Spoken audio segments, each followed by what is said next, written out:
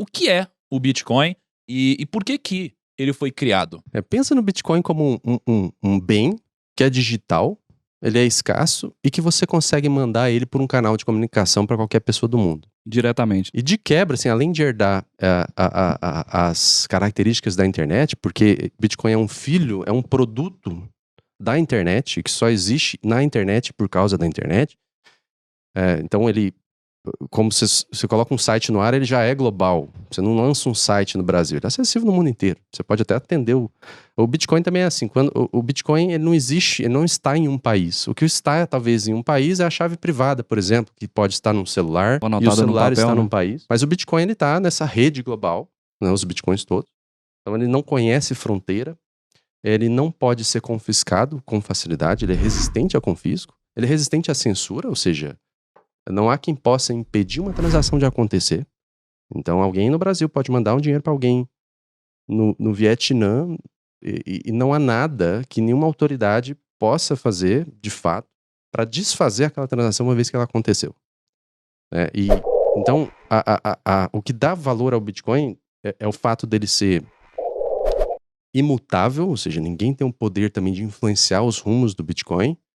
Eu acho que o Elon Musk ele influencia o preço do Bitcoin. O preço em dólares e moeda fiduciária, né? Ou seja, a percepção que as pessoas têm do Bitcoin, ela é influenciável, mas o Bitcoin não mudou uma linha de código por influência do Elon Musk.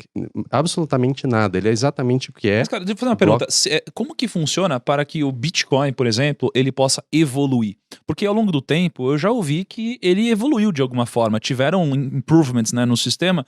E como que isso acontece, então, se ninguém é dono do código ou sei lá o que, assim? Como que ele pode evoluir? É uma criação divina essa porque, porra, tipo, né, velho? É uma inteligência artificial que se auto-revalida. Exato. Tipo, vamos supor, daqui a 1000 anos, vamos supor que seja o Bitcoin e tal. Cara, como que ele vai evoluir, assim? Ele é um software, né? É um programa de computador que tá lá, tem um GitHub lá que a pessoa... Tá ligado em algum lugar? Não, ele tá rodando em várias máquinas, né? Tem um computador comum consegue rodar um nó de Bitcoin, né? Que compartilha essas informações da rede, traz as informações da blockchain e valida essas informações, né? Então ele é um software que tá rodando em vários computadores.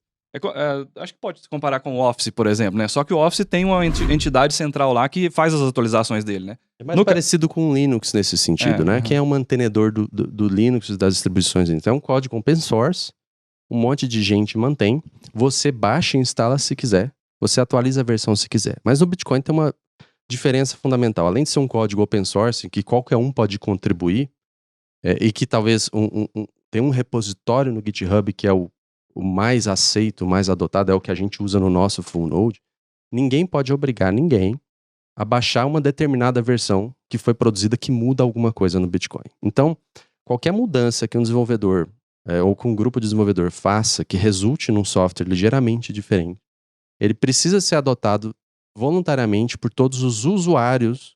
O Bitcoin é um desses usuários. Qualquer pessoa que roda um full node de Bitcoin. Mas então assim, só pra gente deixar, você não tá falando dos usuários, por exemplo, eu que comprei um Bitcoin. Você tá falando das instituições, entre aspas, que operam de alguma forma com esse sistema. Tipo, uma exchange de Bitcoin ou empresas assim. Se você comprou um Bitcoin, você tá, mesmo que indiretamente, confiando em algum full node de alguém. Por exemplo, se você usa uma carteira de Bitcoin no celular, ela tá se conectando a um full node, provavelmente daquela carteira, vamos dizer, a Samurai para Android. Ela tem um full node que o Samurai mantém em pé, e aquele full node é uma versão do código do Bitcoin específica, com determinadas regras de consenso. E são as mesmas regras de consenso que todas as outras versões de todas as outras instalações do mundo seguem.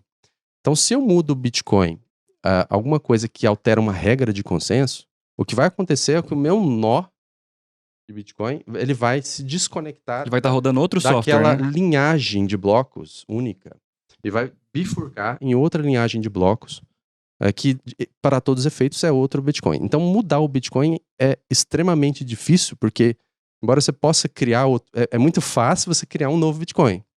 Por isso que se você tem mais de 10 mil criptomoedas aí, a maioria delas é uma mera cópia com mudanças, pequenos tweaks aí do Bitcoin. Inclusive, a gente até pode falar que esse processo já aconteceu. Lá em 2017, se eu não me engano, a gente teve alguns hard forks, que foi isso, né? Do Bitcoin, onde surgiu o Bitcoin Cash, Bitcoin Gold, Bitcoin Satoshi Vision. Tava meio que na moda. Tava descentralizando assim. Foi bem contencioso.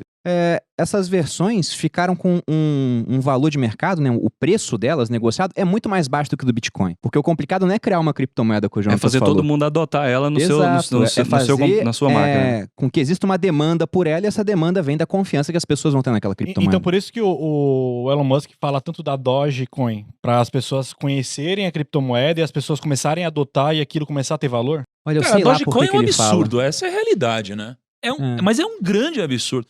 Fala a visão de vocês mais, profissionais do mercado, dizer assim, me parece um absurdo, assim, ó, acho que a maior trollagem do planeta poderia ser o Dogecoin virar uma moeda, assim, vou chamar de a moeda mais utilizada, né, no planeta. E ela vale bilhões e bilhões e bilhões de dólares. Me parece uma coisa tão ridícula, absurda. A Dogecoin é uma cópia do Bitcoin, né? Ela não é um fork, ou é um fork. É um fork do código e é um hard fork da blockchain do Bitcoin, mas que começou com bloco Gênese próprio. Porque tem dois jeitos de você bifurcar o Bitcoin. Como foi o Bitcoin Cash e o Bitcoin SV que o Bruno mencionou, que foi resultado até de um período chamado de Block Wars, em 2017, que você, a partir de um determinado bloco, ele bifurca e tem uma linhagem filha daquela linhagem anterior, mas ela herda toda uma história anterior com o Bitcoin. E tem um jeito de você fazer, vou criar um Bitcoin novo, vai começar do zero, e a emissão do zero. O Dogecoin foi assim. E ele era uma brincadeira, sabe? É o Bitcoin das crianças, né? Usou o meme da época popular do cachorrinho. E era pra ser só uma piada, mas essa piada pegou. E é engraçado e é legal brincar de Dogecoin. O Elon Musk, eu acho que o que ele traz, assim, de reflexão interessante nessa história é assim, é possível, só com a escolha do Bitcoin, é uma mera questão de narrativa, ou seja, se alguém tiver uma narrativa mais sedutora, ou um poder de influência maior, ele consegue fazer outra moeda superar o Bitcoin? E essa é uma pergunta profunda, assim, se você pensar.